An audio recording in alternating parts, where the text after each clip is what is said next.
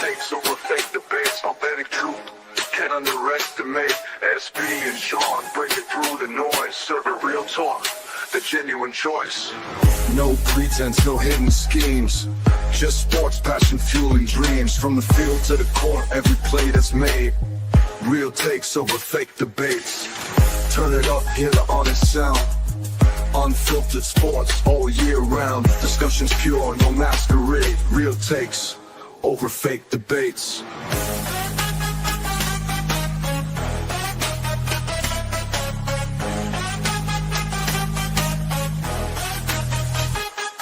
Turn it up. Over fake debates. Real takes over fake debates.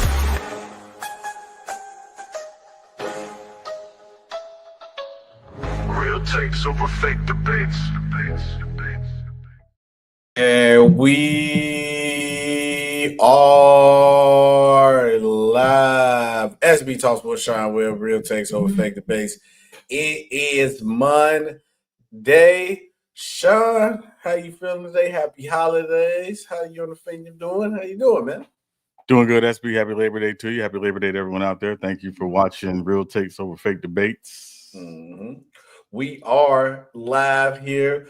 If you check us out on all social media platforms, I had the thing. It was in the other stream. I gotta remake another one. It was in the other one, but I would have the lady tell y'all. But I have to tell y'all, we are live here on all social media platforms: TikTok, Instagram, YouTube, iHeart, Apple Podcasts, Spotify. We also live here on Go James Kingdom. Shout out Go James Kingdom, and also today. We are live on FYF Sports. Shout out Lamont. We will be live on all platforms, so check us out everywhere. So make sure you guys like, make sure you guys share, make sure you guys subscribe on all platforms. Just look up Real Takes Over Fake Debates.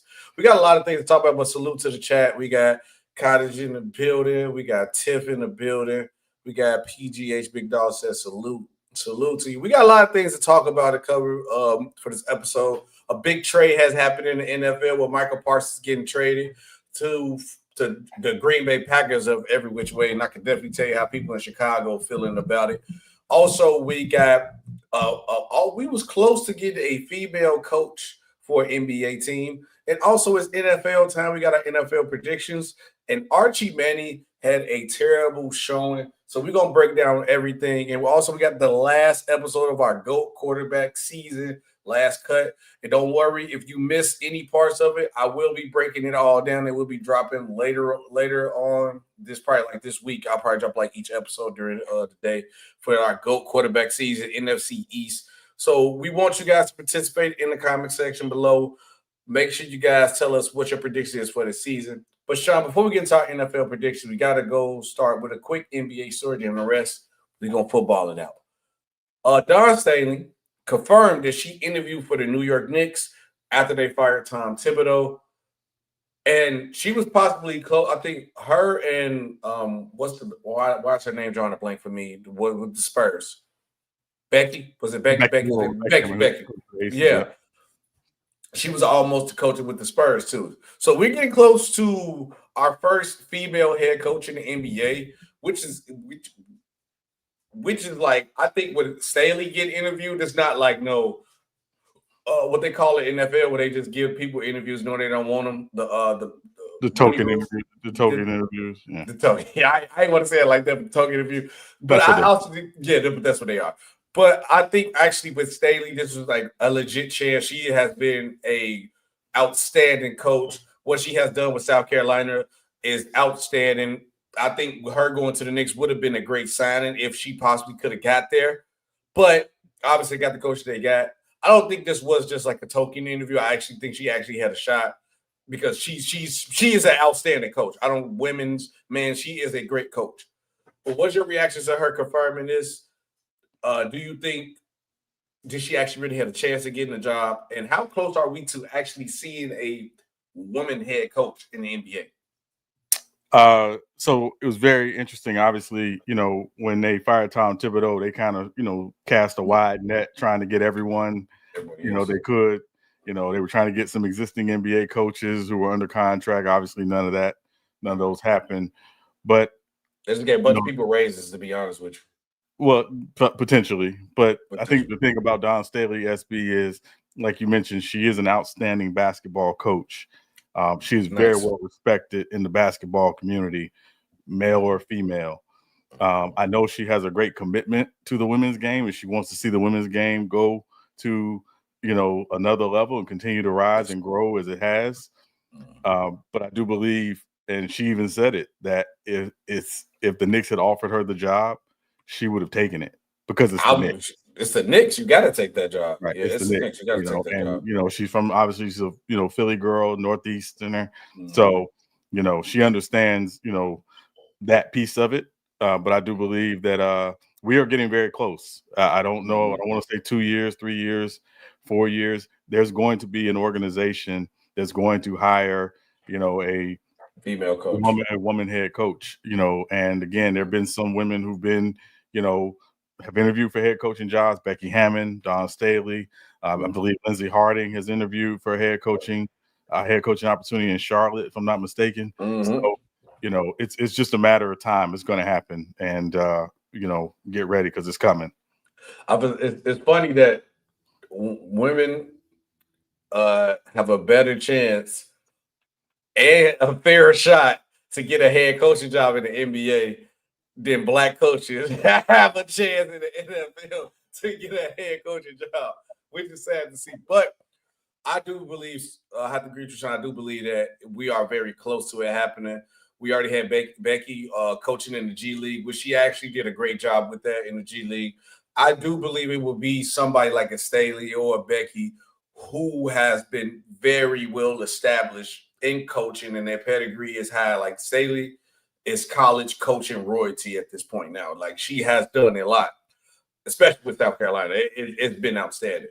So I definitely see it happening. Then also, I have to agree with her on the point, like it's the New York Knicks. You can't turn that job down, no matter what you have going on. Because it's certain organizations where you can coach for. I would say the Bulls a couple of years ago, but we've been moving like a small market team. So I want to X us out of the situation for the moment. But if the Lakers give you a job, the Knicks give you a job, the Yankees give you a job, even the New York Giants give you a job, you have to take that job because it's the eyes and the market of what you will get for that team. And then also, if you win, the amount of money, the amount of attention that you will get, if somebody goes to the Giants and turn them around, they're gonna get praised heavily. Dallas Cowboys too. Knicks, if you go to the New York Knicks, Tibbs was getting praised heavily. How he did. So it's like I don't blame her. You can't turn that down. And my only pushback, SB, is two things. One, I think there's certain jobs that we consider to be high profile, and that's understood. But it doesn't mean it's the best job or the best organization for you, right? Remember, Dan Hurley turned down the Lakers last year. There was a reason why he turned down the Lakers. So I think there were multiple reasons why he turned down the Lakers. So, it's not where the job is, it's the structure in the organization, the stability in the organization, particularly at the ownership level. And if you're a coach and you're in a great situation, I don't see a lot of coaches leaving great situations to go to somewhere that's chaotic necessarily. They're going to look for certain things to be already there when they get there, and then they're going to look to add their own imprint and own stamp to that. So you could be a high profile organization, that's fine, but how you're structured and your stability in that organization matters. Again, I would say the Spurs is an attractive job because of the organization. It may not be the most attractive market, but I think the organization is attractive because of how they've run really the last 30 plus years. Yeah, but also I'm going to say that this is a different New York Knicks team, though. We can be honest, the Knicks. This is actually a good job to take. You're not taking it just for Wall Street. You're not taking the Knicks can compete. Exactly. And if you win with the New York Knicks, you solidify. Yeah, absolutely. They haven't won in 50 years. Yeah, they haven't won in 50 years. So yeah, you'd be absolutely solidified. I think again, you're gonna need Batman. You're gonna need Batman to save that city after they win, though. I'm gonna be real with you. Well, yeah, and it would be an attractive job because of how they're currently structured. The roster makes sense. It's not just a bunch of moving parts. It actually makes sense. They seem to have a very strong front office. James Dolan has finally gotten out of the way. So, that's a big part. So, yeah, it is. I think it would be a very attractive job if it were available. And again, obviously she was interested in it. That's why she interviewed.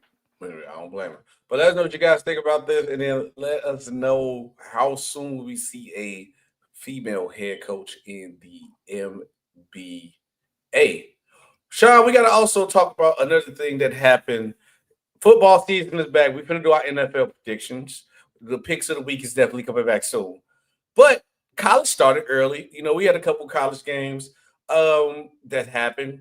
Two of the biggest stories was probably but social media wise, is obviously Colorado losing their game, but that wasn't the biggest story. We finally got the debut of Arch Manning. And Arch Manning's first game was what, Sean, if you had to say one word for it, was typical for a first-time starter in that environment. Hit him with one of those. It's your first time, huh? It was one of those. It was your first time. Right. But how social media is going to portray it, because Shador was the golden boy last year, like the most popular quarterback. And when you are the golden boy, the most popular quarterback, it gonna comes with highs and lows, and it's gonna be a lot of ish talking. To be real with you. So if you play good, people gonna praise you. Some people still gonna hate, but now the people who praise you gonna attack the haters. But if you play bad, they're going to attack you. Just to give the stat line real quick, Arch Manning first game, they lost to Ohio State. So they didn't just lose to no scrub team, by the way. They lost to Ohio State, 14-7. He went 17 for 30 on attempts, 170 yards, 56 completion rate, one touchdown, one interception, and he got sacked once with a 108.6 quarterback rating. If you had to rate his first game from a 1 through 10, and then what was your reaction? What would it be? I'm probably going to say 4 to 5. That's real. Everybody's going to look at him and how he played, and obviously he did not play well. We know he didn't play well, but if I watched that entire game, SB, and the play calling in the first half did not do him any service. They did not do a good job, I think, with the play calling, trying to get him into a rhythm early. And also I want to remind people two things. Number one, Ohio State has an NFL caliber defense in that it's coordinated by Matt Patricia. Remember who Matt Patricia is as a defensive mind, the defensive coordinator. Secondly, they got 6 or 7 guys easily who are going to be playing on Sunday next season in Ohio State. So and you couple that with the fact that they're going on the road. They're on the road in Columbus, a very tough environment to win and play in. So there were a lot of factors there that, I think led to Texas not playing their best game, particularly offensively. Yeah. But ultimately, he needs time. He's still a young guy. Sarkisian has to do better by him. Yep. You have to figure out, what he's comfortable with, what he likes. He's an athlete, and I know a lot of people look at the last name Manning and they want to compare him. He is not a Manning, he is a Manning. He's just he's his dad and his mom. His dad and his mom were great athletes. His dad was a wide receiver. A lot of people may not remember, and so he was an athlete. His grandfather could move. He could run. He could scramble. Peyton and Eli obviously are pocket guys, so he's not them. He's more, of a dual threat guy. So, can they figure out some things within the offense to get him on the move, to bootleg him, so, to cut down his reads, things of that nature. He's going to be okay. It's just going to take time. And again, consider the opponent. Ohio State did their job, and they did it very well on Saturday. So that did their job. Before I say what I got to say about this, salute to Johnny in the chat. Adam, we definitely gonna get into our prediction. He said Joe Flacco will be injured by week 2. Shador will likely start by week 5. He said I'm rooting for Shador. You must be a Browns fan for sure. He said Archie Manning sucks too. Well, that's another conversation. We won't get into that. But I'm gonna say, I wouldn't say Archie was supposed to. I'm gonna say I wouldn't say that. But my react to Arch Manning's first game, it was his first time. He looked like a first timer out there. Would I think he'd be better? Would he be better over time? Yeah, 100%. But Texas has to do a better job in utilizing him at what his skill set is instead of trying to turn him into Peyton and Eli. He's not Peyton Eli. And then everybody acted like he lost to like a one-star school or something. He lost to Ohio State. Ohio State is like a very prestige in college football. If you guys don't understand it, national champions, Ohio State. So it's like he didn't lose to those scrubs. Yes, did he make a couple bad passes that he could have got better? Yes, 100%. But I think Archie will be fine. He showed flashes of where he can be good at. I just think you have to just play to what makes him great. You got to play to his skill set. And I think Texas can do that. Now, will his next game be this bad? I got to look at Texas' schedule. Let me see who their next game is. Yeah. But I know everybody like, oh, we'll end the Heisman train for Ohio. I'm not Ohio. End the Heisman train for Arch Manning. Yeah, the next game, look, they got San Jose State, UTEP, Sam Houston, Florida, Oklahoma, Kentucky, Mississippi State. But he got at least 3 games right there. That's just he gonna be back better. He's gonna look good. But I think he'll play better. Was this a game to put himself on the map for that Heisman trophy? 100%. But when you go against the defending champions, you're going to get slapped in the face 100% of the time. All the time. But if I had to grade this game, Sean, I'm definitely giving it a 3. I'm for 3. It wasn't nothing to write home about. It's a lot of things they could do about it. Right, of course. It is cool. But now we got to get to some NFL stories before we get into our NFL predictions. I want you guys to start commenting now. What's y'all NFL predictions? Who y'all got winning awards, MVP, Offensive Player of the Year, Comeback Player of the Year. Also, who you got winning divisions. And also comment who is your team. Matter of fact, no, skip all that. Comment who is your team. And then tell me what you believe your team record's going to be. That's what I want you guys to do. Also, can I add one more thing? If you got any burning questions, throw them in the chat. NFL burning questions as we go into the season. We'll do our best to answer them. Yes, we can. Next up, Sean, I don't know how I lost this story, but it should be right here. Okay, there you go. Next up, would it change my predictions? Maybe depending on how long he out, but I'm gonna stick with what I had for them. Rams, Matthew Stafford expected to start week 1 despite back injury. Said Los Angeles Rams quarterback Matthew Stafford is expected to start the season opener against the Houston Texans. Head coach Sean McVay told reporters Monday, including ESPN Sarah Barshop. Stafford has been dealing with an aggravated disc in his back during training camp. He returned to practice August 18th after sitting out multiple weeks and has been able to participate in individual and team drills leading up to week 1. Is this a bad sign for Rams fans? Should they be nervous? Yeah, I mean, I think you're nervous anytime you have an older quarterback who's dealing with a back injury because he's going to get hit. It's not even a matter of if. He's going to get hit.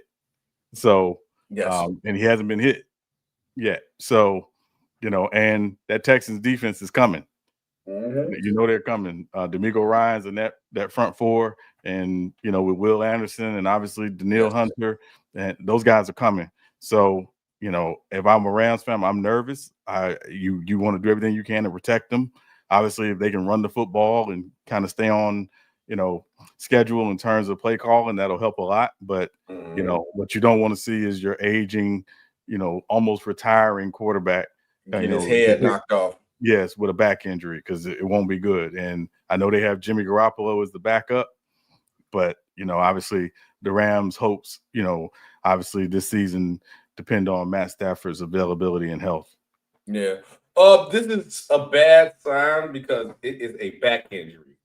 And at Matthew Stafford's age, having a back injury is not a good sign. And when the game starts, you're gonna get hit. And when you got to throw that football, a lot of those things matter. But will I go away from where I picked the Rams at? No, I'm still locked in. I'm still stand on where I picked them at. I think Matt Stafford and these guys will be fine. Hopefully. I say hopefully. I'm not confident by saying that, Sean. I'm going to say that. Salute Taj in the building. Next story up on the list. We're going to talk about some Packers real quick before we get into this Micah Parsons. Tom Brady called prime Aaron Rodgers. Aaron Rodgers is the greatest passer of the football. Do you agree or disagree? I think he's definitely in the conversation. There's a couple guys that I would put in that conversation. Aaron Rodgers is definitely in that conversation. Obviously, say you mind me asking, who would you put in that? Dan Marino would be in that conversation. Agreed. Warren Moon would be in that conversation for me. Mm-hmm. Yeah, Aaron Rodgers, obviously. Those are the three. When I think about just the three, just pure passers of the football, those three guys come to mind for me immediately. Yeah, I wouldn't say, because if you look at Aaron Rodgers, what would we say Aaron Rodgers' prime started? Maybe 08, 09? Well, I mean, I would say probably 2009, because, you know, he didn't start until 08. 08, yeah. So we do 2009, yeah. And we looking at it, 4,000 yards. I'll pretty much say 4,000, 3,900, 4,000. Another 4,000, 4,000. 2013, he only had like 4,000. Yeah. And to me, it's not even just about the yardage, SB. What it's really about is Aaron Rodgers' ability to make every single throw, his ability to throw receivers open. He throws with great anticipation, obviously. He's not someone who, you know, turns the ball over, you know, when he's, you know, passing the football. So I think there are a lot of factors there when you talk about just the greatest passer of the football. But if you even watch his tape, it is a beautiful thing to watch prime Aaron Rodgers throw the football. And I want to say that he even mentioned 2011 in that as that when he really kind of knew how good he was throwing the football. Yeah, no, I've seen it all the time because I'm in Chicago. So twice a season. And when he came to Soldier Field, Aaron Rodgers is like the only quarterback that I've seen consistently that coming to Chicago when it's cold didn't matter to him. He's still going to put up the same numbers that he does. And when he said, and I still remember this to this day, when he scored a touchdown, he said, "I still own y'all." He meant that it is very real, because if I look up his stats against the Bears, it probably looked like prime Wilt Chamberlain numbers because Aaron Rodgers was that deal. He was a problem. Now, greatest passer of the football, he's definitely in the conversation. And I'm not going to go against Tom Brady because his football knowledge is probably 10 times higher than mine. But Sean, I'm not even going to go back to like the past. I'm just really respecting like the skill set of like this generation of players now. For me, like the players of today are so skilled when it comes to like passing. You had a guy like Lamar Jackson who was known to be a guy who uses his legs and really you question his passing ability, to now he's one of the most accurate quarterbacks in the league. And then you look at a guy like Patrick Mahomes who can make every pass possible. You got guys coming in the league like Josh Allen who could throw the ball 80, 90 yards. So I do believe prime Aaron Rodgers is definitely in the conversation. But when it comes to passing the football, Sean, I'm sorry to say this, a lot of people in the past going to probably get forgot about. I think this next generation of quarterbacks is going to change the whole dynamic and skill set of how we look at passing the ball. Like, we got Patrick Mahomes be throwing no-look touchdown passes. Like, that's ridiculous. I'm just saying the skill set of these quarterbacks has evolved. Like, you just rarely see a guy like Lamar Jackson who comes in the league who's questionable at passing, really known for his legs, who become one of the most accurate quarterbacks in the league in the short time that he did. I don't really see a lot of people doing that no more like that. So I think this next generation going to take the cake against all the old quarterbacks. Aaron Rodgers, Tom Brady, Drew Brees, Dan Marino, Joe Montana. I think this next generation of quarterbacks is going to take over. Well, some of that has to do, SB, with now these guys they have individual coaches. They do things in the offseason to change and tweak their mechanics, things of that nature. So it's not surprising that you're making that statement. What I will say, though, I think the lens with which we're going to view quarterbacks now and of the future is the dual threat ability. You can't just stand back in the pocket now without the ability to move around and make plays. Even if you are a pocket quarterback first, you still got to have the ability to use your legs and to make plays. So that's, I think, the lens with which we're going to view quarterbacks now and into the future. Yeah, I'm just trying to think if quick point, if Tom Brady looks at Aaron Rodgers as the greatest passer of football, right? Is it a failure of his career? Which I know it's going to go down a wrong rabbit hole, but I'm going to say it anyway. Is it a failure of his career that he only got one Super Bowl? I don't put Super Bowls purely on one person because there's a lot of things that factor in to why a team does or doesn't win a Super Bowl. There's only one Super Bowl champion every year out of 32 teams. So it's not an easy thing to do, right? No. And again, the best quarterback I have ever seen never won a Super Bowl. So I believe Dan Marino. Okay. So I'm saying that to say Super Bowl is a team accomplishment is great. It's a wonderful thing to have on your resume. Not taking anything away from that. But when you just talk about the pure ability to play the position and you start looking at different guys, a lot of the guys who purely play the position may not have multiple Super Bowls. That may not necessarily be their legacy, and that's okay. So and again, Aaron Rodgers, when Aaron Rodgers retires, whether it's after this season or whenever he does retire, he's going to be in the conversation of the best quarterbacks ever. When you just look at all the accolades, but again, also his ability to play the position is right up there with the best of the best. Is it Tom Brady? I don't in basketball. It's the GOAT debate why we look at Jordan, why we look at championships a certain way. Is Tom Brady winning as many Super Bowls as he did? Is that the reason why we kind of look at Super Bowls a certain way and giving it like a quarterback a win rate, like getting the quarterback more majority of the credit because of how much Tom Brady won and we seen him win? Because seven Super Bowls is ridiculous. No, I think listen, you can't take away 7 Super Bowls and 7 Super Bowls. But again, when you look on, I'm just using the defensive side of the football. When you look on the defensive side of the football, we don't say the greatest defensive player ever won 5 or 6 Super Bowls. Yeah. There are defensive players who did win multiple Super Bowls, and I know one who won quite a few, but we don't say he's the greatest defensive player ever. So again, I think a lot of it just has to do with how the game is covered, the narrative with which we talk about the game, and again, obviously the quarterback being the faces of the league and faces of their teams. We want to talk about those guys, and again, that's not taking away from winning, but there's a lot that goes into winning than just who's your quarterback. Yeah.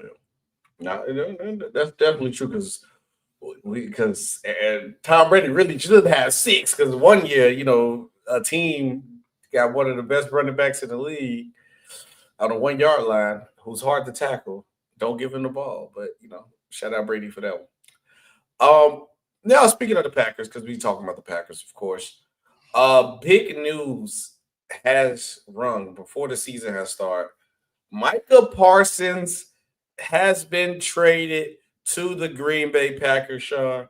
And I'm gonna be honest with you. Yes, this definitely changed my prediction sheet because I had the Packers at a certain spot, but I definitely moved them around after this trade happened. What was your initial reaction to it? And also, Sean, it's a thing that's going on, but I want to hear your initial reaction first. It's a conspiracy going on, but this move allegedly got the Packers winning the Super Bowl, and I'm gonna tell you what it is after. But give me your initial reaction to the Micah Parsons trade to the Packers. I mean, obviously, it's a great move for the Packers, given what they gave up to get him, which wasn't a lot. Someone tweeted, or someone asked the question, "What did the Cowboys get?" And someone tweeted, "Got." Got, yeah, because they got. So, obviously, the Packers today win this trade. And again, if Micah Parsons is healthy, we know what Micah Parsons can do when he's healthy and on the field. And if you look at the Packers, again, they got a very, very talented front seven. Their safeties, particularly Xavier McKinney, is very good. Got some questions at the cornerback position. Not overly, sure on those guys, but I think Nate Hobbs and Nixon can be solid. That said, they're going to get after the quarterback. That's how you win. You look at teams that win, they get after the quarterback, and they're going to be able to do that. From the Cowboys' perspective, and I know we're going to talk about it in just a moment. In my view, very clearly, it's got to be very difficult to be first of all, it got to be difficult to be a Dallas sports fan this year, period, with everything that's going on. But this in particular could have been an issue that could have been handled last year had they taken care of CeeDee Lamb and Dak Prescott the year before, when those guys, were, eligible to sign extensions. So, are the Cowboys going to change the way they do business? No, no, they're not. So, it's interesting it came to this, but certainly just from a pure football perspective, I think the Packers absolutely win this trade. And the problem is with me, right? 2 firsts, age older Kenny Clark. I would prefer they got a younger defensive player, but it is what it is. I would say this will be an equal value trade, but we're gonna get into the Jerry situation. I'm gonna elaborate a little bit more later.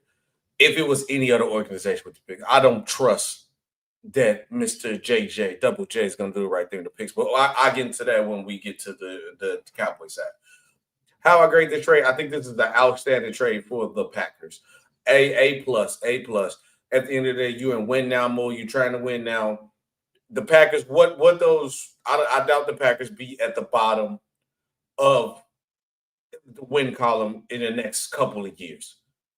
So your first round pick is not going to be that valuable. When you get a guy like Micah Parsons and you got the money for him to boost up your defense, and especially how tough the NFC North is going to be. This is going to be one of the toughest divisions in football to win in, because you got the Bears, who got a new offensive coordinator. They're going to look outstanding this year. The Detroit Lions, instead of Detroit Lions, I know they lost both their coordinators, but they still talented enough. And then also you still got the question mark of the Minnesota Vikings, and the only question mark is if that quarterback can be decent, because their defense is going to be outstanding. Their offense, they got the weapons on offense to be great. All J.J. McCarthy got to do is just be average or a little bit above average, and they're going to be fine. Everything's in play. So for you to make this move, you had to make a splash because the NFC North was such a tough division. If I had to rate this trade, Sean, I'm definitely giving it a 10, a 10 for the Packers. When you got a chance to get one of the best defensive players in the league, one of the best players to get out to the quarterback, you have to pull that trigger and make that move happen. And I would say real quick, SB, I wouldn't be surprised if we see Parsons moving all over the place. Remember, he came in the NFL as a middle linebacker, and they figured out, oh, this guy can really rush the passer. He can really get off the edge. That's why, they used him, primarily as an edge rusher.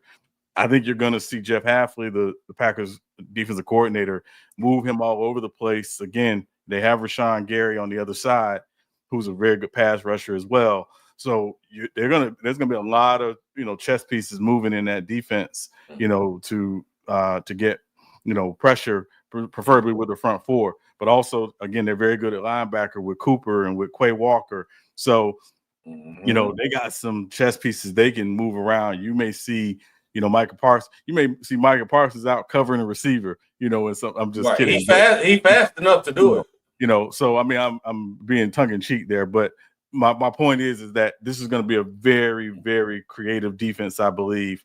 And again, it's hard not to pick the Pack. I already had the Packers going to the NFC Championship game before this trade. For me, this locks it in. I'm glad you said that. But one thing I want to talk about, Mark question said the Cowboys won this trade. I wouldn't say that they won this trade because you got to see what they do with which I'm gonna get into in the next second. And he said Kenny Clark like that. Kenny Clark is like that, but the problem is he's old when it comes to football age. That's it. He's just older. And he said Parsons can't rush the passer. He can't get out the blocks against the run. I wouldn't necessarily say that. The Cowboys' defense was just terrible as a unit against the run. One man wasn't going to solve that problem.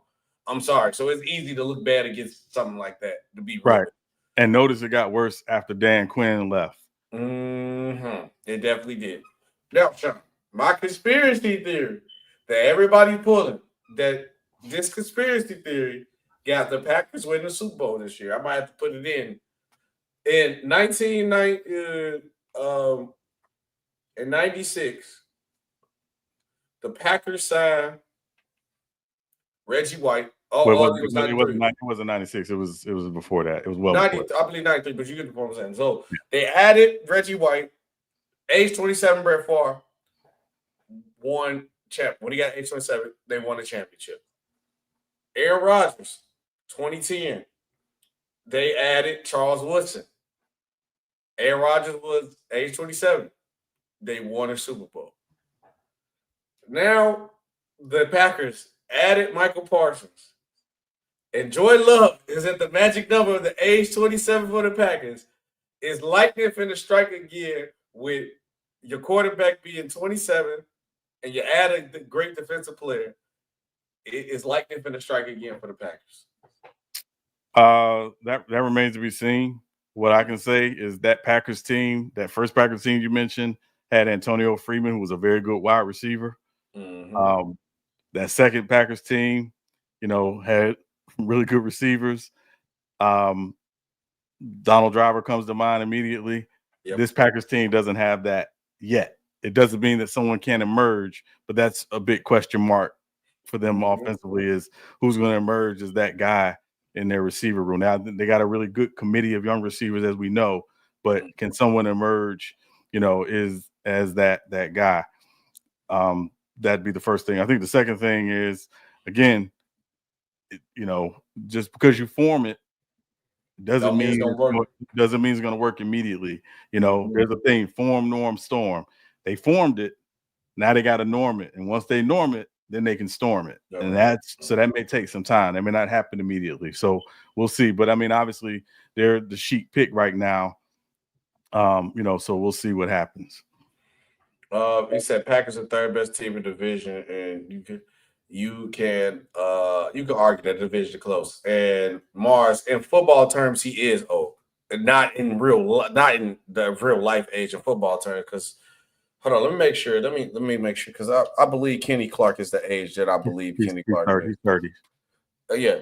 29, I want the exact age. So he's 29. He's finna be 30 on the 4th. When you hit 30, in football terms, you are old. 30 is the magic number of you getting old.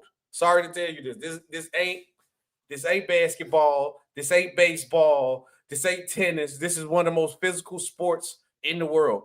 When you hit 30, you are deemed old in football. Notice that a lot of people get moved around when they hit that 30, and them contracts don't look the same when you hit 30 because you get injured a lot. And that's the only thing I will be worried about too, though, Sean, speaking of injuries, is that Micah Parsons not playing and participating is a possibility of injuries like that. That's the only thing. She said people forget that first pack of teams had Antonio Freeman and Aaron Rison as receiver. Yeah, Sean just said that. Yeah, and Andre Rison came over in the middle of the season because the Jaguars cut him. So he wasn't even there in the beginning. So, yeah. He said, Woosh said Jerry just couldn't afford him after paying the other players so much money. The problem is, Woo, is that he could have paid everybody earlier for a cheaper price. That's the problem. He could have paid everybody if he just paid them a year earlier for a cheaper price. That's it. That's the only thing. Now, speaking of, let's go to the other side of it, the Jerry Jones side of everything. And Jerry Jones is the problem. Sorry to say that if anybody watching right now, you're a Cowboys fan, sorry to tell y'all this. If you not know, I mean, what I'm saying is obvious, that Jerry Jones is the problem. And here's why. You got one of the best defensive players in the league, right? You let him walk. And when you trade him, you had a quarterback that you like, but no matter how anybody else felt about him, you waited so long to pay him. Then you had a wide receiver who's one of the best wide receivers in the league. You act like you didn't want to pay him. One, because you want the storyline to be in the news, which is stupid at this point. I get it, Jerry. You want to be in the news. But at some point, all that, it's not a soap opera. It's football. And I don't trust Jerry to do his job the right way. Jerry cares more about clicks, Sean. He cares more about views. He cares more about coming to the podium and saying something. And everybody talks about what Jerry said. And I believe Jerry go home and be like, hey, did you see what I said on the press conference? Turn on the TV. That's what Jerry do. He don't care about winning football games no more. He don't. And the Cowboys won't win. And I don't want to say the one thing to Jerry. I'm going to just say to Jerry Jones, get out of the way. And that's where the Cowboys will be where they at. And the reason why I got the Packers winning this trade, because I do think 2 firsts and Kenny Clark is an outstanding package to get back. You could have got a little bit more, but to still get that is still outstanding to get. I don't trust the Cowboys to do what they're going to do with those picks. I don't trust Jerry Jones to do something with those picks. Where you got 2 firsts, hey, you move them, you trade one and move up to get a player you want, or you trade the picks to get another asset, or you actually use the 2 first-round picks to add some talent to this team. I don't trust Jerry to do his job, Sean. So if it was anybody else running this organization, I would say this is a fair trade, 50-50. Both teams got what they like. But if it's Cowboys and Jerry Jones, I feel like they like that one guy you said on Twitter, he got because Jerry is the problem. But I digress, Sean. What do you think? Is Jerry the problem? What do you think on the Cowboys side? Yeah, I mean, obviously, when you want to be the guy, you want to be the face, you want to be the person who says, I made the call, I made the decision. I don't know if anybody's watched the Cowboys documentary on Netflix. I turned it on. I had to turn it off because it started out stupid. And for me, if we're being very honest, if Jerry Jones were simply the GM and not the owner and the president, he would have been fired a long time ago. Yes. So he's still the GM because he answers to himself. Very nice. And also, let's be clear. When you are the owner of the team, you can pretty much do what you want long as it's within the rules, right? He didn't have to pay Micah Parsons. He didn't have to pay CeeDee Lamb. He didn't have to pay Dak Prescott. It's the when he's choosing to do it that that creates the problem. Because again, if you're saying, hey, these guys are a part of our core foundation and they're part of the core that's going to help lead us to where we ultimately want to go, which is winning a Super Bowl in the future, you tend to get those guys locked up sooner than later. The fact that he didn't do that, and again, when you just look in the division, there's another team in the division that tends to get guys locked up earlier than later. They're not kicking the can down the road. That's why they're in the position where they can go out and get a Saquon Barkley in free agency because they take care of their books in-house much better than that team in Texas. Yes. So, yeah, is Jerry Jones the problem? I think Jerry Jones doing business the way Jerry Jones doing business is the problem if you want to win. Yep. But if you want to be relevant, it's perfect. Yeah, he's when it comes to being relevant, media presence, making a lot of money anywhere else, everything besides winning, he's doing an outstanding job when it comes to that. And Mario said he cared about winning games. He just want to do it his way. He don't. That's the point. Jerry Jones doing it his way is being on the front page of his age, the newspaper, being the front page on the Instagram story, Bleacher Report. He wants that attention. Think about it. When the documentary get on, when they lost to the Packers, what the camera zoomed at? Right on Jerry Jones, and he in the booth crying. That's what Jerry Jones cares about. That's what he cares about. Now, if they win, he gonna probably celebrate and talk. Of course, you're gonna celebrate if you won, but he don't. His moves haven't showed us that. I'm sorry, Jerry hasn't really drafted well as he did where he had Jimmy Johnson. Yeah, because honestly, where was the last great players he drafted with Micah Parsons and CeeDee Lamb? And those kind of failed to him, to be real with you. But besides those big names, give me somebody comment. If we wrong, please comment in the comment section. Give me a great player that Jerry Jones drafted in the last 5 years. Give me a great one. Not no solid player. Just give me a great one. Thanks for the subscribe. Good. He said the old Cowboys GM and owner before Jerry didn't want to pay anybody. Jerry overpays player, which caused him to lose others. Boys, you're right. The problem is what me and Sean even alluding to is that the timing of which he pays players. Because if he pays players the time he supposed to play them, it'd be a cheaper price tag and he could keep everybody. That's the only thing. That's the only problem with Jerry. Right. And I just want to point out something really quickly too. And this is where I think the situation got convoluted. Jerry had Micah come into the facility earlier this year in March, April, right around the draft time. They talked. They had, in Jerry's mind, an agreement about a potential contract and what a potential structure of a contract would look like. Micah Parsons goes back and says, hey, talk to my agent. David Mugoleta is one of the best agents in football. Check his client list. He's one of the best agents in football. From Jerry's perspective, he had an agreement with the player, but Micah has an agent. You got to answer that's the agent's job is to negotiate his contract. The player is not saying that the player or Micah or any player is not involved, but that's the agent's job. When you say I didn't talk to the agent, I'm not calling the agent. The agent's not always reachable. That sounds crazy to me. And if you listen to Jerry's press conference after the trade, he said a couple things that really like, are you serious?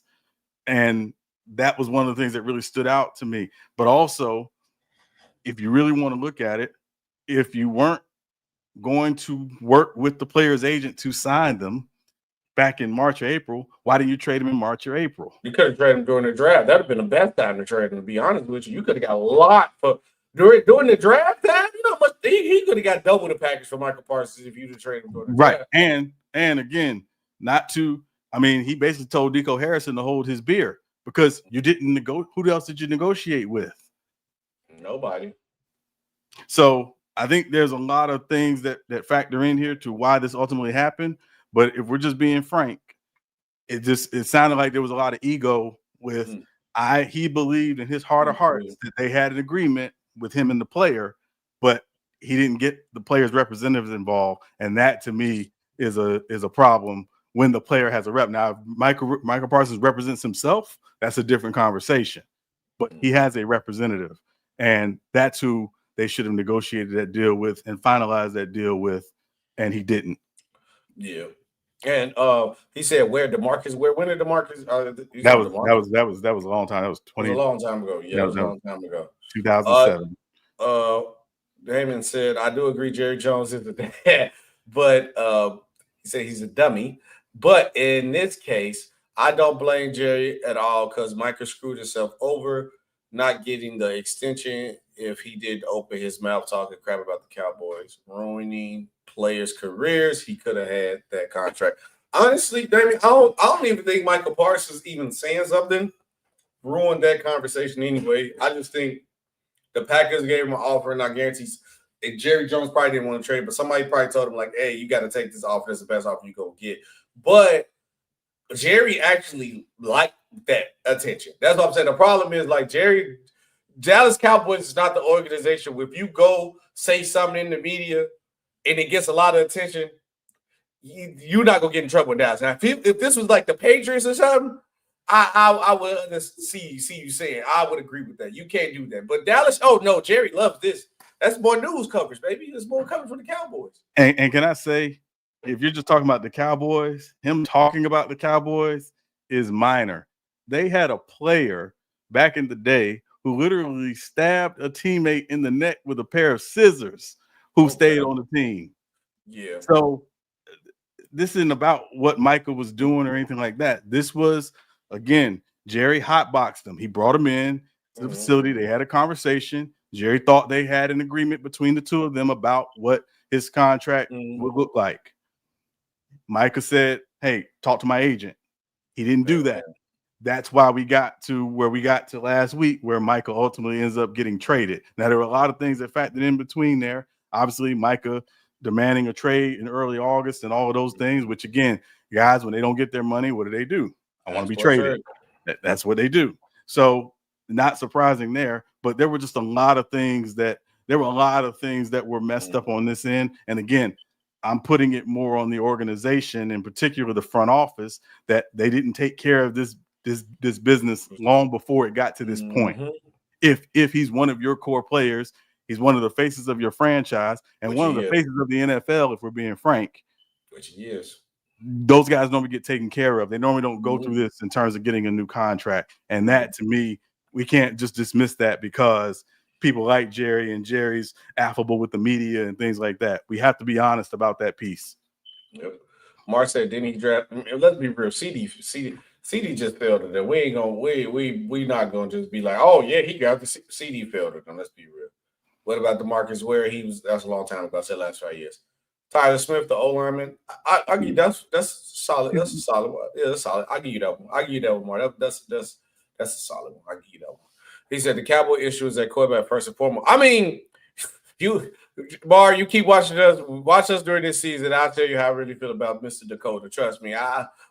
If anybody that should have been traded on the Cowboys out of they big whatever player, big three, big name players, Dakota should have been anybody. That's who should have been gone before anybody. And can I just say this really quickly? SB, only a bad cook blames the groceries they bought. Yeah, that's true. Because they look, you got to shut it up. He said Dak just not good. No, Dak trash. I 100% agree. Dak trash. Dak is 100% trash. I get what y'all saying, but at the same time, you don't bite the hand that's saying. No, that's to an extent. But Damien, let's just be very clear here, right? He may sign the checks, but the person whose checks he signed has earned those checks. So it's not like he's giving them the checks because he loves them or because they got such a tight relationship. The guy went out and earned it.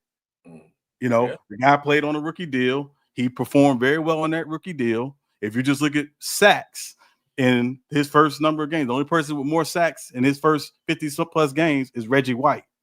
So, guy clearly performed very well on that rookie deal. Now, when it's time to get across to doing business, now it's like, oh, well, I don't know if we can do that, or I don't know if I'm going to talk to the agent, and like that.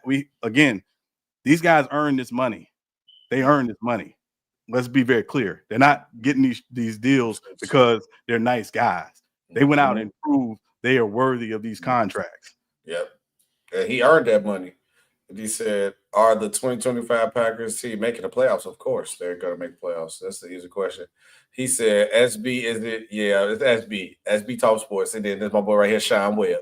He said, smart man. Because I called Dak trash. The Eagles logo. I got it. I caught it late. I was like, yeah. Yeah, Dak is trash. Dak is 100% trash.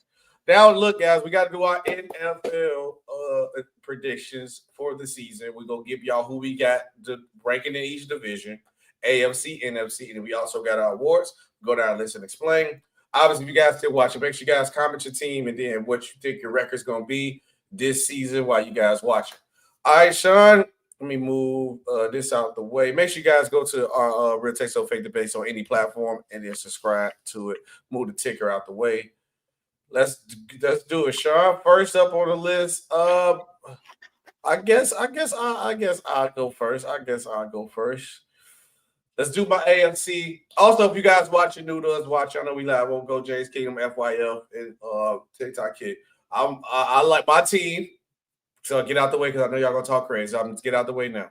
My team I like is the Bears because I'm from Chicago, but the team that I like is the Chargers. Sean's team is obviously behind him right there is the Saints.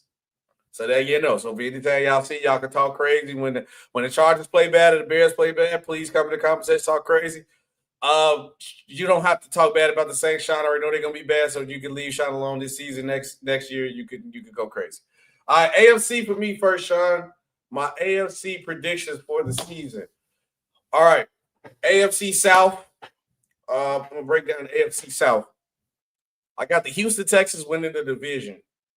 I got the Jacksonville Jaguars coming in second, Tennessee Titans in third, and the Colts in last. If I had to break it down, why I got the Colts last, Daniel Jones at quarterback. I need to stay more. I don't trust the quarterback play. Injuries was definitely iffy with this team. Do I expect them to possibly be better than last year? No, not really. I think until they really find their guy at quarterback, I don't respect too much for the Colts. Now, could they shock these guys to be third, maybe second, because this division do be iffy sometimes? Yes. Next, I got the Tennessee Titans, the number one pick, Cam Ward. I do expect an outstanding season from Cam Ward this year.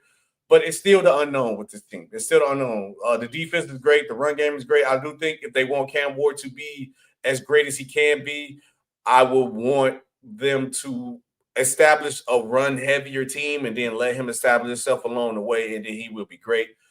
Jacksonville Jaguars should be making this division a close battle, but it's always Trevor Lawrence. Is he finally going to become the guy that we think he is, the guy that he's supposed to be? Is he going to get the guy from Clemson?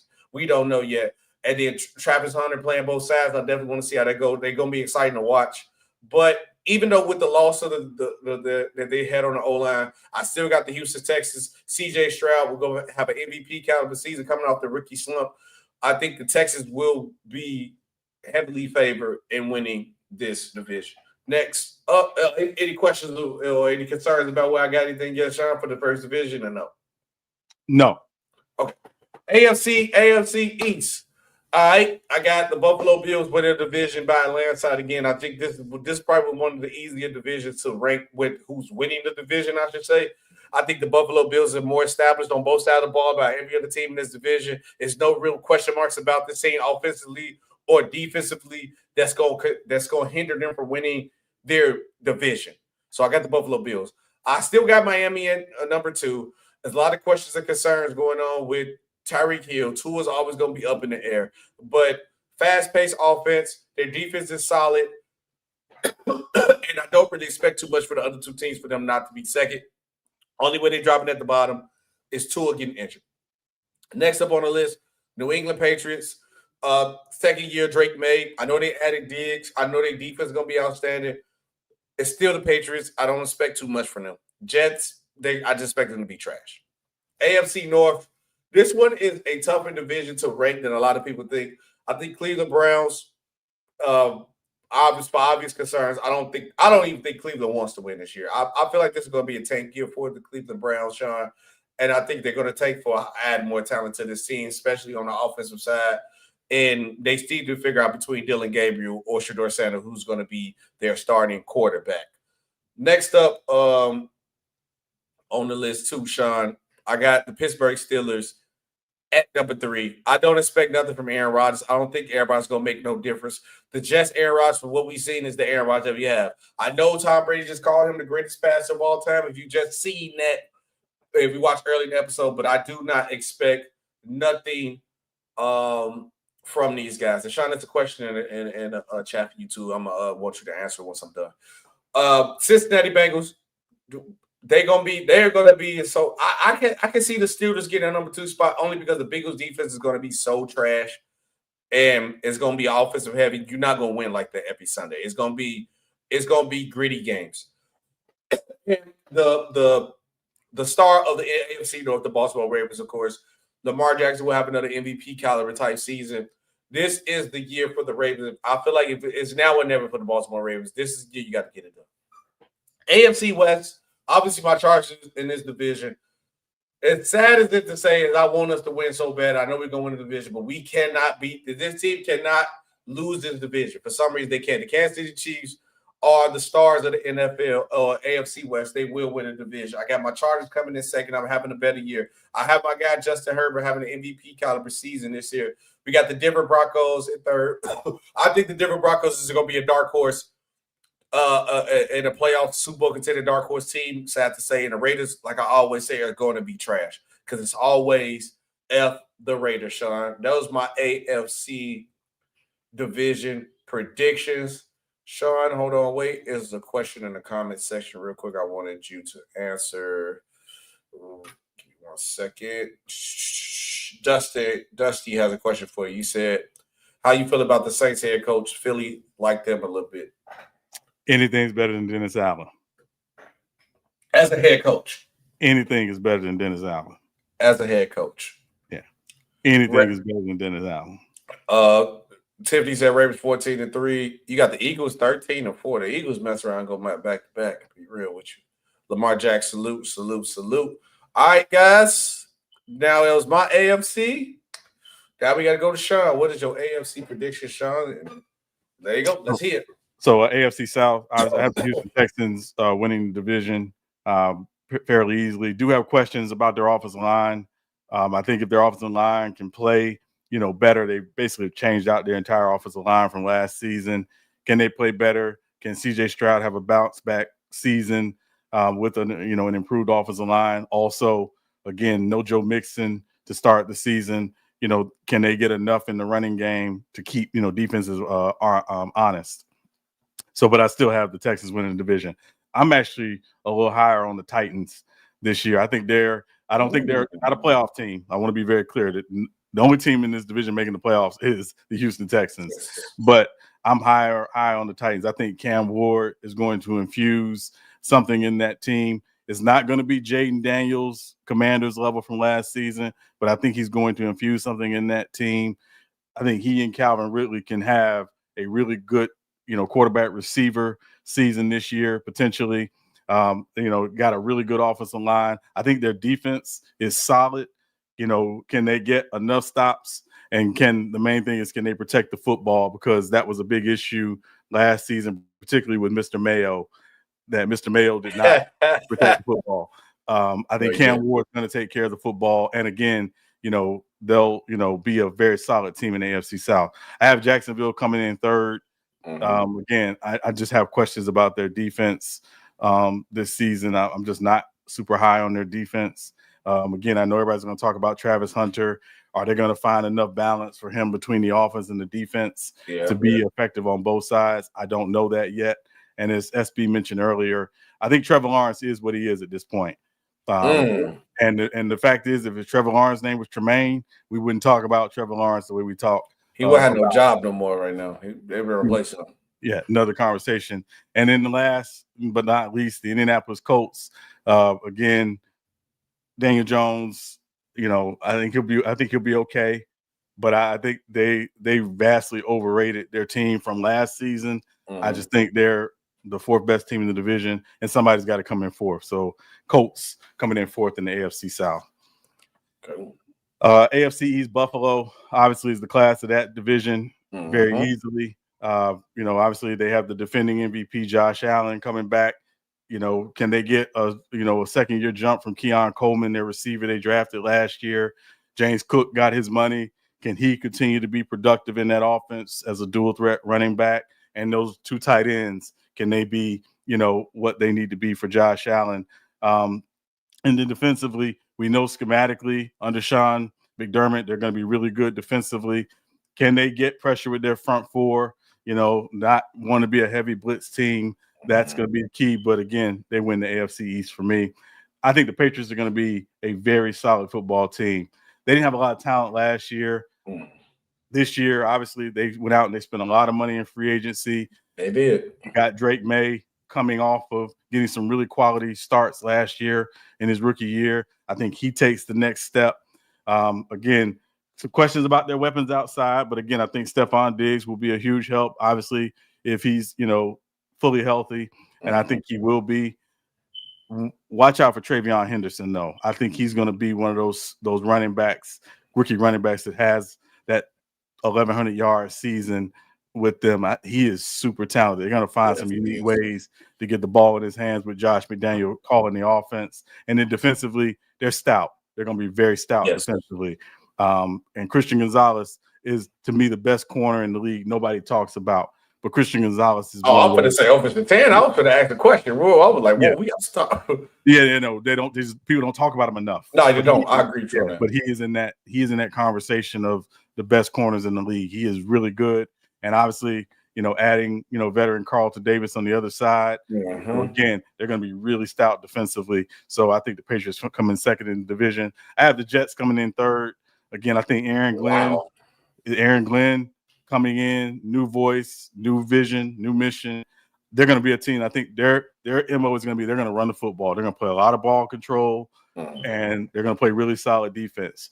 Will they win a lot of games?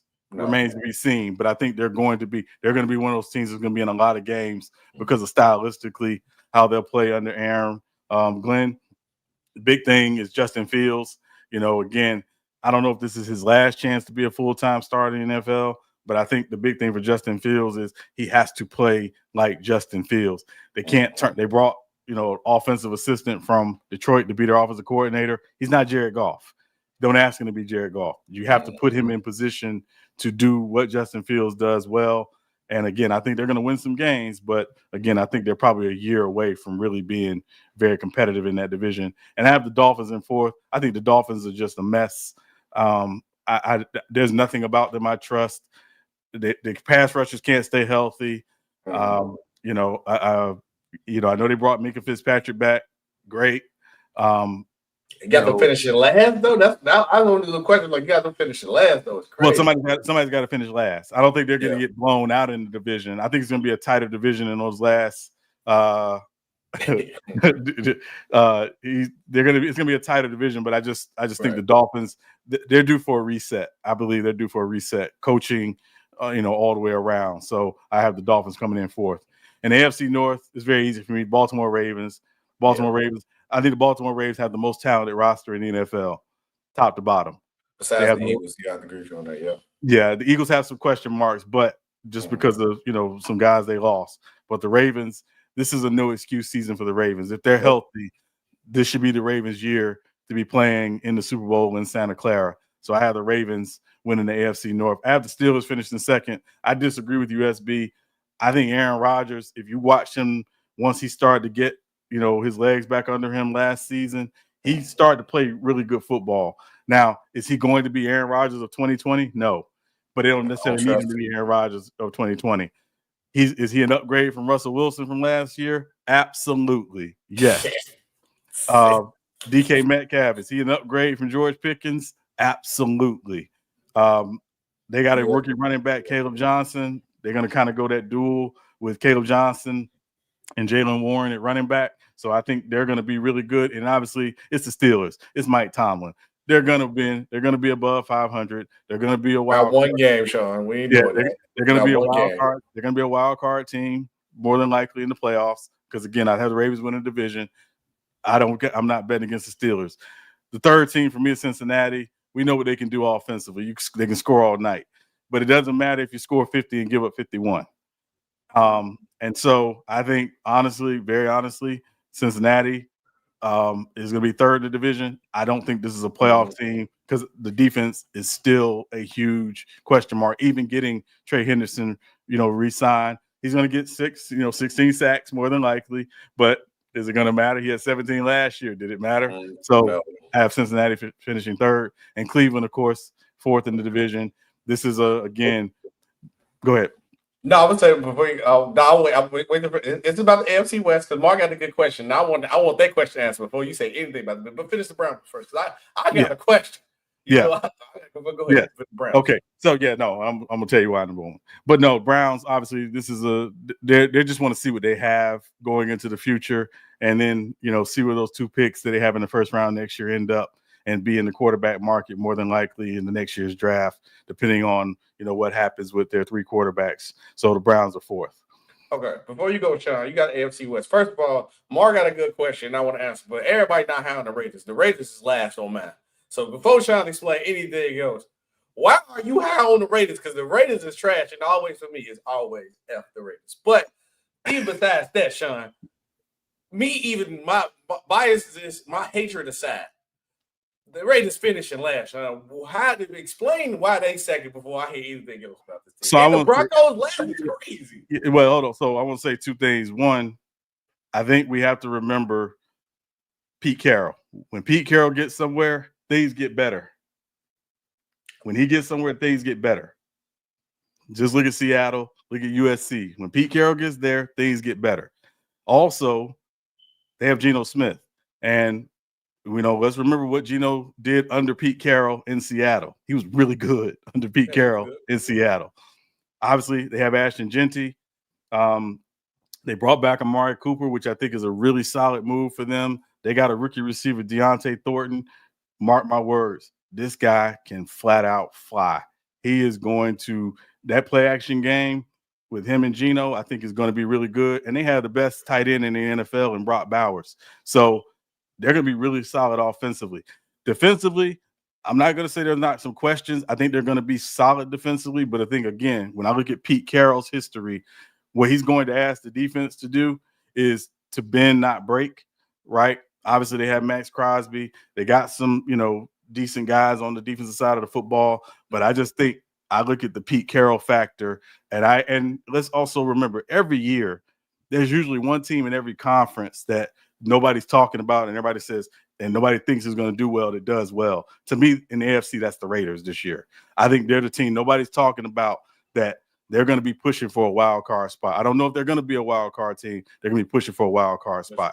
The reason why I have the Chargers finishing third is the injuries concern me, are a mass concern to me. And I still have questions about the receiving room. I know they brought back Keenan Allen, but I still have major questions about the receiving room. And I think Jim Harbaugh is going to play very similar to how they played last year, and I'm not sure it's going to be enough. That's why I have the Chargers finishing third. But the injuries are a massive concern for me with the Chargers. And the Denver Broncos, again, the Broncos aren't going to sneak up on anybody this year. I think now that we got some tape on Bo Nix, now that we see what Vance Joseph's going to do with that defense, they're not going to sneak up on anybody. It's not that they're going to be trash. I just think somebody's got to finish fourth. And again, I think it's going to be a tight division 2 through 4. Division, but yeah, it's just somebody has to finish fourth. So that's why I got the Broncos finishing fourth.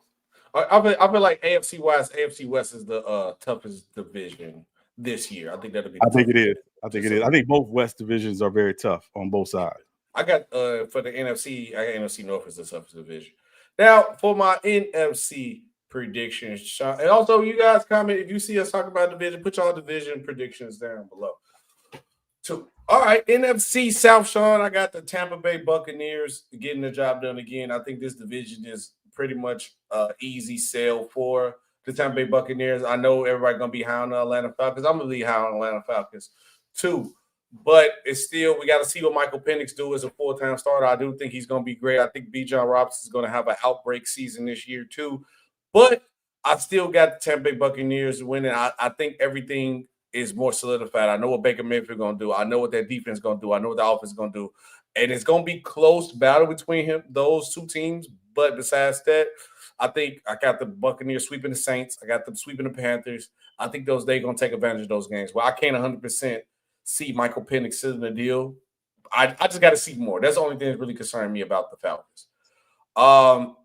Carolina, obviously, be third. I don't really expect too much from them. I expect them to be a little bit better. And your Saints, even you don't expect too much from them. I don't have to beat a dead horse to talk bad about those teams because I just know I don't really expect too much from them. The main two short of NFC South is Tampa Bay and Atlanta. It's going to be a fight, but I have the Buccaneers getting the job done. NFC East, I think it was easy to pick the winner of that division. I think the Philadelphia Eagles is one of the most talented teams in the league. They're really going to be fighting to go back-to-back. It's hard to fight against them going back-to-back. I know the Washington Commanders was outstanding last year. I do expect a great season, but a point that you brought up too, that the Commanders not going to surprise anybody no more. And what was it, Cal Shanahan's that's over there, right? And usually with him, first year when he coached the team and his offense. Dan Quinn and he's about their offensive coordinator. Offensive coordinator, yeah. No, offensive coordinator is the former coach at Arizona, Cliff Kingsbury. I'm sorry. Why I say Cal Shanahan? Because I'm finna talk about the 49ers. Dude, sorry.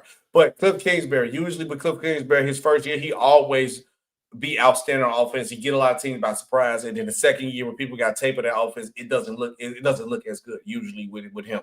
So I do expect the Commanders, just because of how bad those other two teams is, I do expect them to be fighting for a wild card spot to be second. They did add a lot of pieces to this team, but the expectation is high. It's different when you didn't have the expectations on you.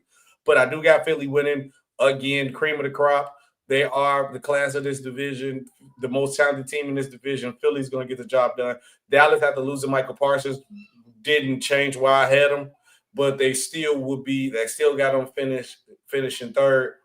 That the New York Giants, I don't expect nothing from them. Russell Wilson, they're going to be trash, and I think Jackson Dart should probably be starting by like week 8 if that's going to be your guy. And Cowboys, it's the Cowboys. Who cares? NFC North. This is the toughest division in the NFC for me.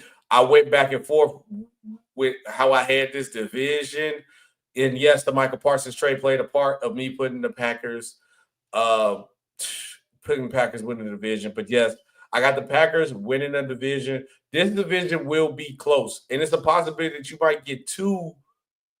I don't want to push the luck to say 3. It'll be hard to pull 3 off, but I can see 2 of these teams making the playoffs in this division. Bears, Lions, and Minnesota.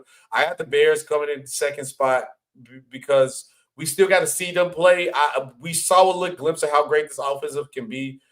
The Bears defense is always going to be solid. It's hard to win Chicago. I think with the home field advantage, what the Bears going to have, I think the Bears going to be great. Detroit Lions, only question about is their offensive defense going to look the same with new coordinators, but they still got everything the same from top to bottom. Minnesota is a perfect place to be if you want to be a quarterback. At the end of the day, if Minnesota had a elite quarterback, Minnesota would be my favorite to win a Super Bowl. They got everything they need on the defense side of the ball. They got everything they need on the offense side of the ball. But the most important ingredient that they have to still figure out if JJ can be JJ. If JJ, which JJ? McCarthy, no, the quarterback. Oh, okay. I think because they got Justin Jefferson. That's why you say JJ. No. The quarterback, JJ, the quarterback. Justin Jefferson is going to be Justin Jefferson. I can play quarterback for Justin Jefferson. He'll make it look. I'll be out there throwing wobbly, terrible passes. He'll find a way to catch it. But only thing about Minnesota, only reason I got them last, I just don't know what I'm going to get from the quarterback. That's it. If he is average, they're going to be fighting between two to three spots. If he is above average or even good to great, they're going to win. Minnesota's going to win the division. Their defense is outstanding. Their offense is great. Their offensive play calling is great. It's just really the quarterback can do his job. In Green Bay, I think everything is set for Green Bay to do great. They got everything you need on defense, offense. Jordan Love just has to take that next step and be elite. That's all we got to wait on for Jordan Love. But I do think this division is going to be close. It's going to be one game. Last but not NFC West, I got the Rams winning the division. I ain't gonna let Matthew Stafford injury kind of threw me off a little bit, but I'm gonna see the Rams getting the job. That's the only team where it's just like I'm not really questioning, like having concerns about really in this division. 49ers, they really have been the Saints that have lost everybody. If the 49ers are kind of healthy, I got the 49ers that could possibly win this division. But I don't know what Kyle Shanahan's going to really do with this team and how this offense is going to really be now. You don't got Debo no more with that weapon. Who's going to be that guy that's going to be running your crafty plays? If the defense is going to look good, is everybody going to stay healthy? With the Rams, I know defense, offense, with the other weapons they add, Devontae Adams, Matthew Stafford is going to find a way to get that ball in the end zone, and the Rams going to be solid defensively every year. They the one where I know, okay, I know I'm going to get from. And you know what you're going to get. Seattle, they lost a lot of players. I'm going to be real with you. Sam Darnold is not going to be good. He was very good in Minnesota. You're not going to get Minnesota Sam Darnold on this Seattle Seahawks team. I don't really expect too much from them. In Arizona, I wanted to push them higher, but I just think this is the last straw for Kyler Murray. I think this year they're going to be bad again. Be real with you from top to bottom. Sean, your NFC. Any questions or concerns about any boy? I put something in. No, I'll address it in mine. Okay. All right, we got Sean's NFC predictions. Let's go. Yes, with the NFC South, I actually have the Falcons winning this division. I would remind people two things. One, the Falcons were leading this division really through much of the season last year before Kirk O'Chains, just started playing like trash. Mm-hmm. And when they went to Michael Penix, their offensive production jumped 11 points. Mm-hmm. They went from 21 points a game to 32 points a game with Michael Penix. They're going to be really explosive offensively. And I know a lot of people are going to talk about, their defense. Watch out for James Pierce Jr., their second first-round pick this year. He is going to be a problem off the edge. And I'm going to invoke a name, and just when you watch him, he will remind you a lot of this guy, Javon Curse. He is like that off the edge. He is a freak off the edge. So watch out for James Pierce Jr. But I had the Falcons winning the division. They also beat the Bucs in both games last year. They just seem to have the Buccaneers number last season. I think it continues into this year. But I have the Bucs finishing second in the division. I think it'll be a very close race between those two. So it'll be about a one-game difference between the two. But I have the Bucs finishing second. Carolina, I think Carolina's going to be really solid. Obviously, what they've done for Bryce Young, helping him, getting Ted McMillan, obviously, another year out of Xavier Legette, fortifying the running game, obviously with Hubbard, but also getting, Rico Dowdle, to really be kind of their third down and change the pace back. I think they're going to be really solid.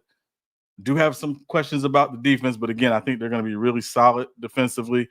I think if Carolina wins 6 or 7 games this year, that's a big win for them. And then, of course, I have the Saints. My Saints coming in fourth. It's going to be a long season, but it's okay because we're getting ready for Lenore Sellers to be in the Saints uniform. I'm calling it right. NFC East. This one was very easy as well. This is the Philadelphia Eagles, the defending Super Bowl champs. Yep. Not to say that the Eagles don't have questions. Again, where's the edge rush going to come from? Obviously, Brandon Graham retiring, Josh Sweat leaving in free agency to go to Arizona. Are they going to get enough from the edge rush? Nolan Smith, their first-round pick from a couple years ago out of Georgia, is he going to emerge now? What are they going to get from rookie Jahad Campbell? How is Vic Fangio going to move him around? offensively, I think they're going to be fine. They're going to be really solid. The only loss they had on offense was their right guard, Micah Becton, who is obviously with the Chargers. Tyler Steen takes over at right guard. Should be solid, but, and we know Jeff Stoutland coaches that offensive lineup really well, so they should be fine. I had the Commanders coming in second. I think the Commanders are going to be, really good, but again, not going to sneak up on anybody this year. No, two questions for me with the Commanders: ability to run the football. Are they going to mix Debo into the running game? Obviously, they moved on from Brian Robinson Jr. They're going really young at running back. So, how are they going to, deploy those backs? Because, again, I think they really need to stay, balanced as possible. Getting Terry McLaurin re-signed, getting him in the camp was super huge. We know what Jaden Daniels did with Terry McLaurin last year, how much he depended on Terry McLaurin. That was a big, big get for them. I think they are second in the division. Had the Cowboys finishing third. It's the Cowboys. We've talked enough about it. I don't want to get into the Cowboys. Does anybody know what Brian Schottenheimer is going to be as a head coach? Because I don't. I think everybody's talking about Pickens. I think Pickens was a good ad. But, again, who are they going to stop defensively? They said they want to stop the run. That was a big reason why they made the Micah Parsons trade. But, it's a little more to it than that. But so I think they're third in the division. And the Giants, obviously, they're fourth. Giants got a really, tough schedule starting the season. That's why Russell Wilson's going to be their starter. But to SB's point, I think Jackson Dart will be starting eventually, probably halfway through the season, depending on what the record is. But I will say I think the Giants' defense is going to be really good. That front seven is explosive. They got some really good guys in the secondary. In particular, getting Paulson Adebo from the Saints to come over and play corner. They're going to be really good in the secondary. I think the Giants' defense is going to be their bread and butter. But, again, I just think offensively I have some concerns, even though Malik Neighbors will, be Malik Neighbors. In the NFC North, I had the Packers winning the division. I had the Packers winning the division before the Micah Parsons trade. Still had the Packers winning the division. I just think, again, the big thing, Matthew Golden, can their rookie receiver, can he emerge? When they eventually get Christian Watson back, is he going to come in and, make the big plays that he traditionally makes? I think Jordan Love gets off to a better start to start the season as well. So, and obviously we know they're going to be a balanced team. They want to run the football with Josh Jacobs, and we know they're going to want to play really good defense, obviously, with the addition of Micah Parsons. So I had the Packers winning the division. I have Detroit coming in second. I know people are going crazy over the loss of their coordinators, and I get it. But Detroit's offensive line is going through some changes. Obviously, Kevin Zeitler's gone. He's not there anymore. He's in Tennessee now. Frank Ragnow, their center, retired. They had the best, one of the two best offensive lines in football last year, along with the Eagles. I think their offensive line is still going to be really good, but, you don't just replace those guys easily. So I have them finishing second. Big thing for them, can they stay healthy on defense? They had 13 guys last year on IR on defense. Can they stay healthy on defense? I think they will. They'll be second in the division. I have the Bears finishing third. Again, I think it's going to be a process with Ben Johnson and with Caleb Williams in terms of figuring out the offense and some of the things that they want to do. I think the Bears are going to be really stout, again, particularly up front. They're going to get after it. But I just think the Bears are going to need some time to figure out things offensively. When they do, with the weapons, they can be really explosive. But I just think they're going to need some time to figure that out throughout the season. And I have Minnesota coming in fourth. You mentioned J.J. McCarthy. I got some questions at receiver. Justin Jefferson dealing with a hamstring injury. Jordan Addison is suspended for the first 3 games. They traded for Adam Thielen. We know Adam Thielen is, was really solid there. But Adam Thielen there's a reason why, Adam Thielen was available for trade. So he's up there. Can Aaron Jones have another good season? He had a really good year last year. Can he have another good season last year? How are they going to mix in Mason that they got from the Niners in the running game? Defensively, again, we know what Brian Flores does defensively. He tends to mix it up. Again, he's going to bring different looks and very exotic blitzes and coverages and things. I think they'll be really solid defensively. And again, this was a very tough division to pick in terms of, because all these teams are very talented. But I just think the Vikings are going to take a step back just because this is really J.J. McCarthy's rookie year. And they're not going to do some of the same things they did last year with Sam Darnold quarterbacking.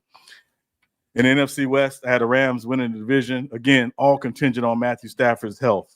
is back. But I think the Rams are going to be really good. But I want to say one thing really quickly. We got to stop all this. The Rams were close to beating the Eagles in the playoffs last year. Let's not do that. I mean, they was, but they wasn't. It was window dressing late in the game. Let's not do that, okay? Yeah. And again, once the snow hit, it got a little interesting. But the Eagles were dominating them basically the first half of that game. But that said, the Rams are the best team in the NFC West to me. Again, their defense, young defense with Jared Verse. And those young guys they have, they're going to get after it. Obviously, Devontae Adams coming in, basically replacing Cooper Kupp with Puka Nacua. Can Nacua stay healthy? Can Stafford stay healthy? Can the offensive line protect Stafford again, who's an aging quarterback who's going to need some time? That remains to be seen. But I still had the Rams winning the division. I'm a little higher on the Cardinals. Again, I say every year, there's always one team in every conference in the conference that nobody's talking about. And to me, that's the Cardinals in the NFC. They got some guys coming back on defense. They have upgraded their defense, bringing back Calais Campbell, obviously getting Josh Sweat from the Eagles. They're going to get after it. The big thing with Kyler Murray is I think Kyler Murray just has to play smart football. And what I mean by smart football is you got some weapons. Obviously, we know about Marvin Harrison Jr., Michael Wilson. They got Trey McBride, one of the best tight ends in the league. They got Connor. They got Benson in the backfield, who spells Connor. They got some pieces. Now, you just got to do your job. And, again, play good complementary football. I think the Cardinals will do that this year. I think Gannon, their head coach, will have that defense clicking. I got them finishing second in the division. San Francisco 49ers, I have finishing third. The health concerns are massive for the Niners. Who is Brock Purdy throwing the ball to? Does anybody know? Okay, there you go. All right. And obviously Christian McCaffrey, what's his status? Because that's a big part of what they want to do. Defensively, they've gotten really young on defense. They got to work in some young guys on the defensive side of the football. They brought Robert Saleh back to run the defense. It's going to take some time, I think, for those young guys to get on board. So I think the Niners are going to need some time. I have them finishing third, and the Seahawks I have finishing fourth. Again, I don't think Sam Darnold's an upgrade from Geno Smith. They didn't want to pay Geno Smith. That's why they traded him. Bring in Sam Darnold, but I just don't think he's an upgrade. And Mike McDonald, their head coach, he had some game management issues last year. Can he get some of those things fixed going into his second season? That's a big question for me. Defensively, are they going to be good enough? Will they get enough edge rush? That's a big question for me with them as well. Like their secondary, but I just think they're fourth in the division. That's my NFC predictions. Oh, I like it. I'm disagreeing with you on the Cardinals. I'm not high on the Cardinals. I think it's done. There's salute Mars said good stuff, fellas. They'll probably know we do this all the time Monday. I don't know about that Cardinals one, but a lot of the stuff you do, I'm with you a little bit on that. I'm with you a little bit. Now, my award predictions. We'll go breaking this down. All right. I usually put the Justin Herbert MVP agenda. I'm not going to do it this time, Sean. I was finna do it. And when I was doing it, I had my headset on, and one of my boys was talking to me. And he was like, no, I was picking between Mahomes and Justin Herbert. He was like, nah, go with Mahomes. The agenda set. The narrative is set for his MVP. Taylor Swift and them just got married. Comeback season, revenge season, Patrick Mahomes. Yeah. I got Patrick Mahomes because he gonna put up the stats. The Chiefs gonna have the numbers. I got Patrick Mahomes winning MVP this season. My offensive player of the year, I definitely got Bijan Robinson. I was trying to think of a back who's gonna be healthy enough and who when it's not expected too much from them. That's like Atlanta, even though I got them finishing second in their division, but I think Bijan Robinson is gonna be the key to opening up that team to be as good as even how you expect it to be. If Bijan Robinson is not playing like an offensive player of the year type of player, the Atlanta's not going to be good. It's going to live and die through him. And defensive player of the year, if the Packers going to be as good as I think they're going to be as good, and now with him, Micah Parsons, once again, another narrative is set. I got Micah Parsons winning defensive player of the year this year. This will be the year to do it. If he plays outstanding and the Packers are number one in their division, and number one in the NFC, I can easily see them getting to Micah Parsons, especially having the numbers. Comeback player of the year, I have to go with Aiden Hutchinson. I was trying to think of like what player that was really injured. I think if anybody who's going to come back and put up numbers be outstanding, it's definitely going to be Aiden Hutchinson, and I can easily see him winning that.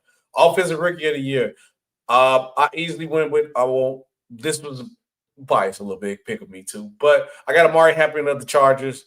Outstanding back, and also he's on a team that is run heavy, so actually he's going to get the opportunities to be as great because who's Justin Herbert got to throw the ball to? I think Amari Hampton will be that guy. Defensive Rookie of the Year, I got Abdul Carter of the New York Giants. It's New York, everything gets everything's get overrated in the Knicks. I mean the Giants, to be honest. I got Abdul Carter getting the Rookie of the Year. He showed flashes already, even I know it's preseason. He showed the flash that he can't actually be great. And you know, if you grade New York, they gonna gas it. And Coach of the Year, I got Jim Harbaugh of the Chargers because this is the year. And this is a biased pick. I do not care. But those are my awards predictions for the year. Kind of hit on the head a little bit all of them last year. I think I did decent last year, Sean. Any questions or concerns about what I got some? No, I'll get into that when I get to mine. I'm going to say, but the Mahomes narrative, I think that's kind of legit, though, because Mahomes, the narrative said all they got to do is put up the numbers. But all right, we got Sean award prediction. You don't let the Cal Hamilton, I want to say this for you. You don't let the Cal Hamilton Defensive Player of the Year go. You trying to get that man Defensive Player of the Year. No, I'm not. Man's best safety in football. No, MVP. Over Dewey? Yes. Yeah. We ain't doing that. No. Watch the tape. He better than old Dewey. But I'm sorry. No, he is. My MVP. It was three names I was kind of kicking around with this one. Mahomes was in that. Jordan Love was in that. But I went with Lamar Jackson. I think this is going to be a bit of a makeup from last year. Because again, the season he had last year was definitely MVP worthy. I know Josh Allen ultimately won the award.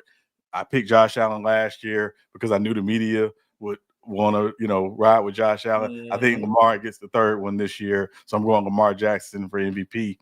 I got Bijan Robinson as the Offensive Player of the Year. I think Michael Penix Jr. is going to unlock Bijan Robinson even more in that offense. They're going to push the ball down the field, but Bijan Robinson's ability as a runner and as a receiver, he's gonna put up really great numbers. So I have him as the Offensive Player of the Year. DPOY, I have going to Kyle Hamilton. Again, I think Kyle Hamilton, with the addition of Malachi Starks in the secondary with him, the addition of Jair Alexander at corner, I think Kyle Hamilton is going to be unleashed in that defense even more with second-year coordinator Zach Orr. So I have Kyle Hamilton winning Defensive Player of the Year. He's been in the conversation every year, but I think this is the year he finally wins it. My comeback player of the year, I also have Aiden Hutchinson. Obviously, coming off the injury last year, he was having a good season before he got hurt. I think he comes back ready to tear it, particularly because he's looking for a new contract. They may get it done before the season, but I think Aiden Hutchinson is the comeback player of the year.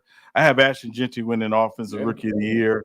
Again, knowing Pete Carroll, knowing he wants to run the football, Ashton Jeanty's going to get his touches as a runner and as a receiver. I do have some questions about how Chip Kelly's going to use him, but that said, I think Ashton Jeanty will get a severe amount of touches to, warrant Offensive Rookie of the Year. Defensive Rookie of the Year, this one's a little difficult. I had two guys in mind. I was thinking about Mike Green in Baltimore, the edge rusher they got in the second round. I know he's not – I don't know how many snaps he's going to get. Right. But I think Jahad Campbell in Philadelphia under Vic Fangio next to Zach Bond, the way they're going to move him around as a chess piece, you're going to see why everybody was so shocked that the Eagles – he basically fell to the Eagles at the bottom of the first round. And Jahad Campbell I have as my Defensive Rookie of the Year. And I have Pete Carroll winning Coach of the Year. I think the Raiders are going to be much improved, and it's going to be because of Pete Carroll and also, again, getting the quarterback position stabilized with Geno Smith. So I have Pete Carroll as Coach of the Year. Okay, I like that. I like that. I think the Rookie of the Year one is harder to predict. It's just pretty off like who gets the opportunity and who takes advantage of it. So that one was kind of harder to pick.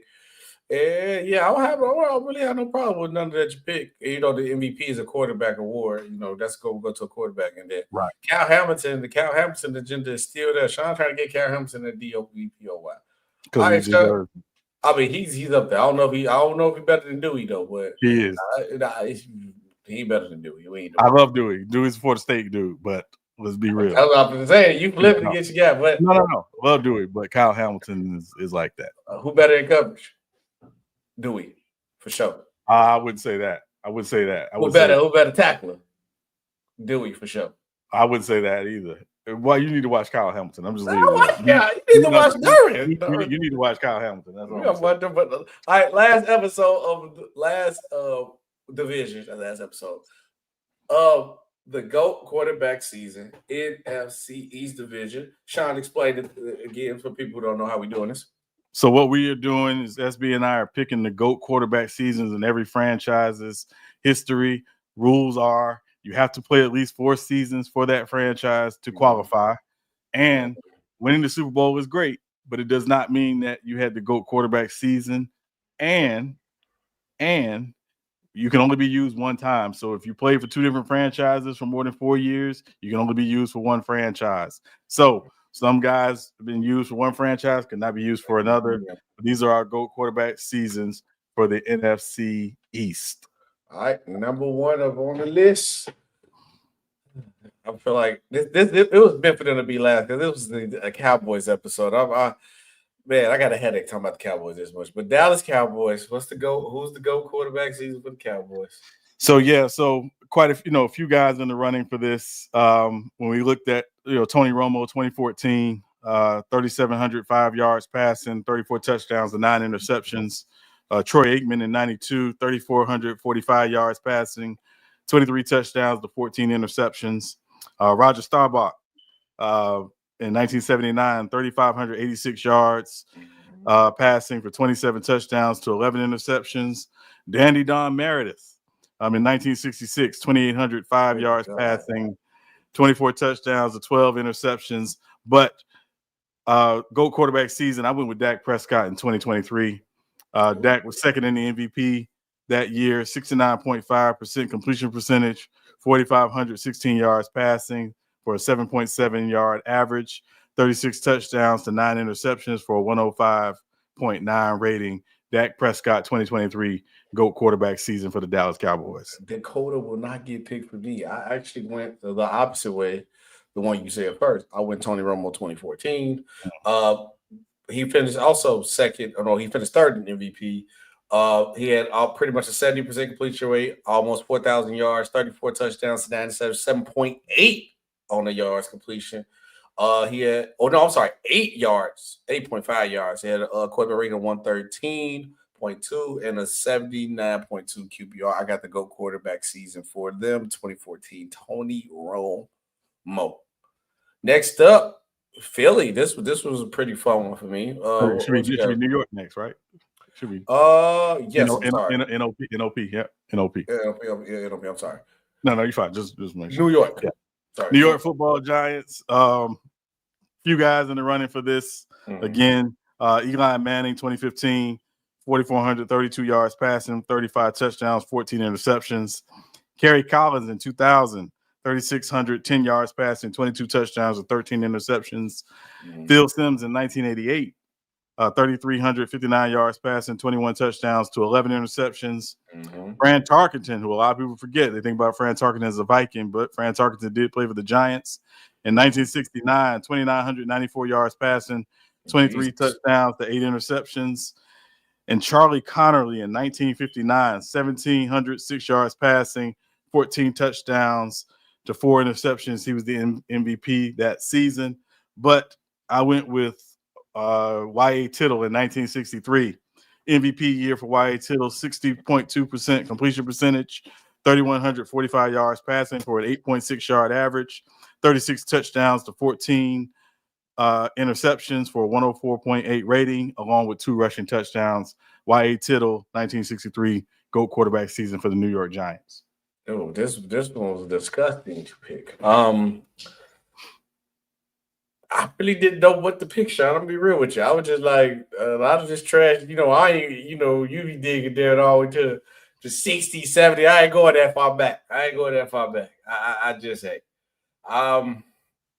Unfortunately, I'm picking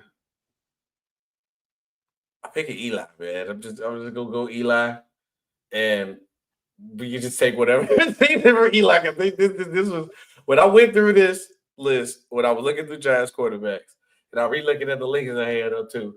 This was trash. I want to give him no credit at all, but this was definitely trash. We could just say take Eli. What year you want to take Eli? 2011. There you go, 2011 Eli.